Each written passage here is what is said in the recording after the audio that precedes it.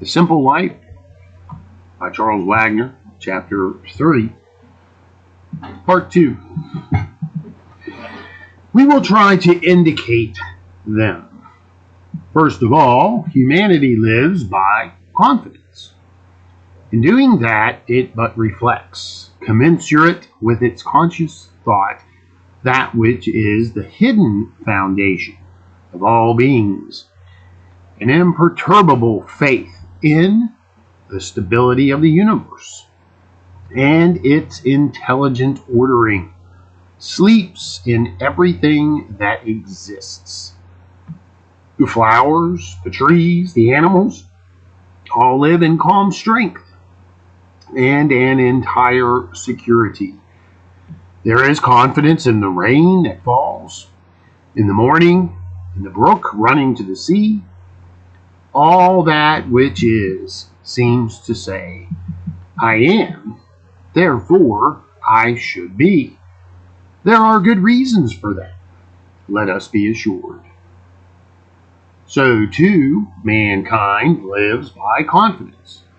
For the reason that it bears in itself the reason sufficient for his being, a pledge of assurance. He rests in the power that has willed that he should be. It is to guard this confidence and not allow it to be shaken by anything, and, on the contrary, to cultivate it and render it more evident and personal that the first effort of our thought should tend.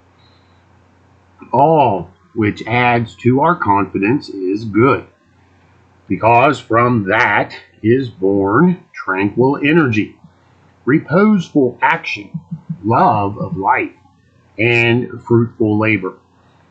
Deeply seated confidence is the mysterious spring which sets in motion the energy within us.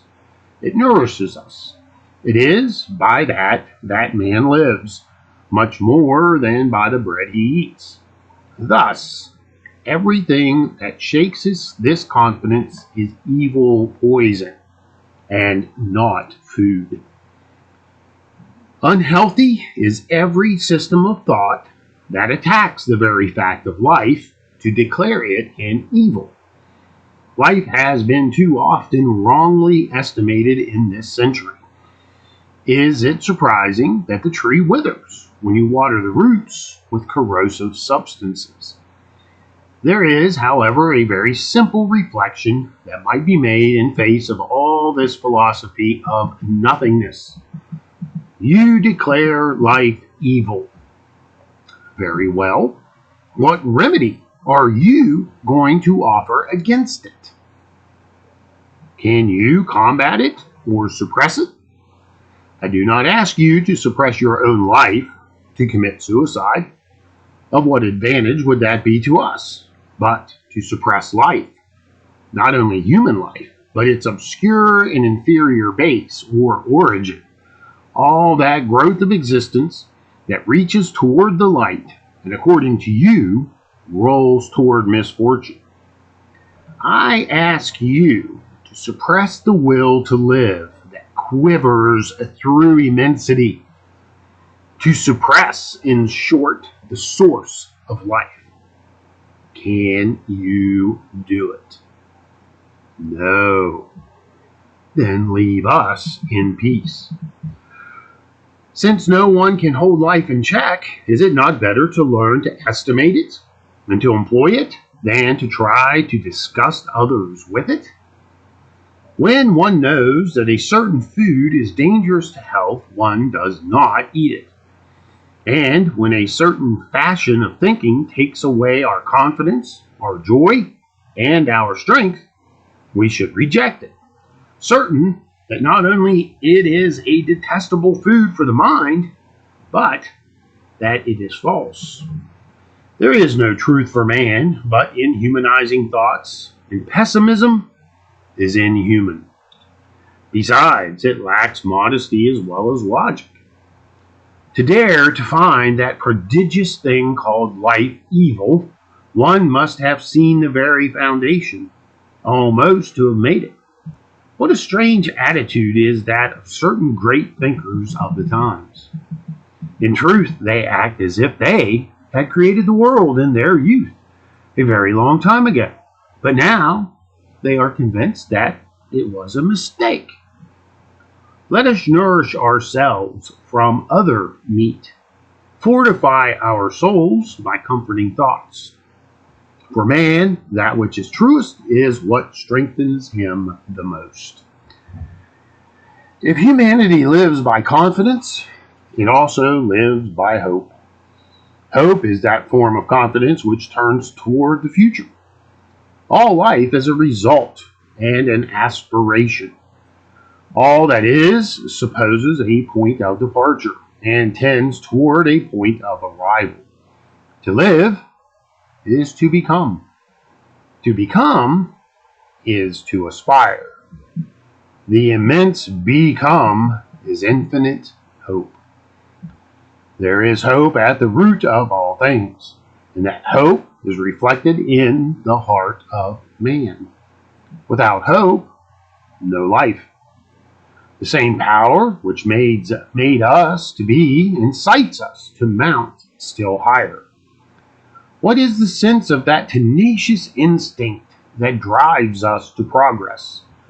The true meaning is that there should result something from life that it elaborates for itself. A good greater than itself. A toward which it moves slowly. And that this dolorous sower, who is called man, needs, like all sowers, to count on the morrow. The history of humanity is one of invincible hope. Otherwise, it would have been ended long since. To walk under his burdens, to guide himself in the night, to rise again from his falls and his ruins, not to abandon himself to death even, humanity needed to hope ever, and sometimes even against all hope. That is the core jewel that sustains us. If we had had but logic, we should long since have drawn this conclusion. The last word is everywhere to death, and we would have died of that thought. But we have hope, and it is for that that we live and believe in life. Susa, the great monk and mystic, one of the simplest and best men that ever lived, had a touching habit. Every time that he met a woman, the oldest and the poorest, he stepped respectfully aside, though to do that he must set his bare feet among the thorns or in the muddy gutter. I do that, he said, to render homage to our Holy Lady the Virgin Mary. Let us render to hope a like reverence. If we meet it under the form of a spear of wheat which pierces the furrow, the bird which broods and feeds her nestlings, of a poor wounded animal which gathers itself together, rises and continues its way, of a peasant who labors and sows a field, ravaged by inundation or hail, of a nation which slowly repairs its losses and heals its wounds, under no matter what humble and suffering exterior, salute it. When we encounter it in the legends, the untutored songs, and the simple beliefs, salute it again. For it is the same always, the immortal, the indestructible daughter of God. We do not dare hope enough. The man of these days has become strangely timid. The fear that the sky may fall, the acme of absurdity of fear believed in by our Gallic ancestors, has entered into our own hearts. Does the drop of water doubt the ocean? The ray mistrusts the sun. Our senile wisdom has realized that prodigy. It resembles those cross old pedagogues whose principal office consisted in railing at the playful mischief or the juvenile enthusiasms of their young scholars. It is time to become little children once more, to relearn, to join the hands, and open wide eyes before the mystery which wraps us around. To remember that in spite of our knowledge, we know but little, that the world is larger than our brains, and that is fortunate, for it is so prodigious it must hold unknown resources, and we can accord it some credit without accusing ourselves of improvidence. Let us not treat it as creditors do an insolvent debtor. We should reanimate its courage and relight the holy flame of hope. Since the sun rises still, since the earth puts forth new blossoms, since the bird builds its nest, since the mother smiles at her child, let us have courage to be men and leave the rest to Him who numbers the stars. As to me, I wish I could find words of flame to say to whoever feels his heart bowed down in these times of disillusion. Lift your courage, hope again. He is sure to deceive himself least who has the audacity to hope the most. The most ingenious hope is nearer to the truth than the most rational despair. Another source of light on the path of humanity is goodness. I am not of those who believe in the natural perfection of man and teach that society corrupts him. Of all the forms of evil, it is, on the contrary, the hereditary form which dismays me most. But I sometimes ask myself how it is that this old virus, empoisoned as it is with vile instincts, vices inoculated in the very blood, all that mass of slaveries, legacies of the past, has not overcome us. It is without doubt that there is something else. That other thing is kindness. Given the unknown that hovers above our heads, our reason so limited, the agonizing and contradictory enigma of our destinies lies hatred, corruption, suffering, and death. What shall we think? What do? To all these questions, a sublime and mysterious voice has answered. Be good. It must be, then, that kindness is divine, like confidence, like hope, since it cannot die when so many powers are arrayed against it. It has against it the native ferocity of what may be called the beast in man. It has against it deception, force, interest, and above all, ingratitude. Why does it pass white and intact in the midst of its dark enemies, like the prophet of the legend, sacred among the roaring beasts? It is because its enemies are things from beneath, while kindness is from above. The horns, the teeth, the claws, the eyes filled with murderous fire can do nothing against the rapid wing which soars toward the heights and escapes them. Thus, kindness escapes the machinations of its enemies. It has done still more, in that it has sometimes had the beautiful triumph of winning its persecutors. It has seen wild beasts grow tame, lie down at its feet, and obey its law. At the very heart of the Christian faith, the most sublime of its doctrines for him who can penetrate the profoundest sense and the most humane is this. To save lost humanity, the invisible God came to dwell among us in the form of a man. And he willed to be known by the sole sign, love. Healing, consoling, sweet to the unhappy, to the wicked, even kindness engenders light beneath its steps. Kindness clarifies and simplifies. It has chosen the most modest part, to bind up wounds, wipe away tears, appease misery, soothe aching hearts, to pardon and conciliate. But it is of kindness that we have the greatest need. Therefore, since we are seeking the best way to render thought fruitful and simple, really conformable to our human destiny, we will sum up the method in these words. Have confidence, hope, and be kind. I would not discourage lofty speculations, nor dissuade anyone whomsoever from leaning upon the problems of the unknown, the vast abysses of science or philosophy. But we are always obliged to return from these distant voyages toward the point where we are, and often even to the same place where we walk without apparent result. There are conditions in life and social complications where the savant, the thinker, and the ignorant are equally unable to see clearly. The present epoch has often confronted us with such situations, and I guarantee to him who would follow our method that he will soon recognize what is good.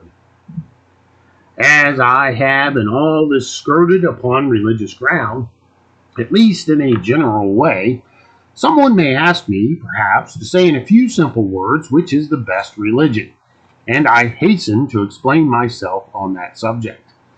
But might it not perhaps be better to put this question, as it is ordinarily put in asking which is the best religion? All religions have certain fixed characteristics, and the qualities or defects inherent to each. One could then compare them with each other if necessary, but with that comparison are always mingled fixed beliefs or involuntary partiality. It is better to put the question in another manner and ask, is my religion good? And how shall I know that it is good? To that question, here is the answer. Your religion is good if it is vital and active, if it nourishes in you the sentiment of the infinite value of existence, confidence, hope, and kindness, if it is allied with the best part of yourself against the worst, and shows ceaselessly the necessity of becoming a new man, if it makes you understand that pain is a liberator, if it increases your respect for the conscience of others, if it makes forgiveness easier to you, fortune less arrogant, duty dearer, the beyond less obscure. If so, your religion is good, no matter what its name. However rudimentary it may be, when it fills this office, it comes from the authentic source and binds you to man and God.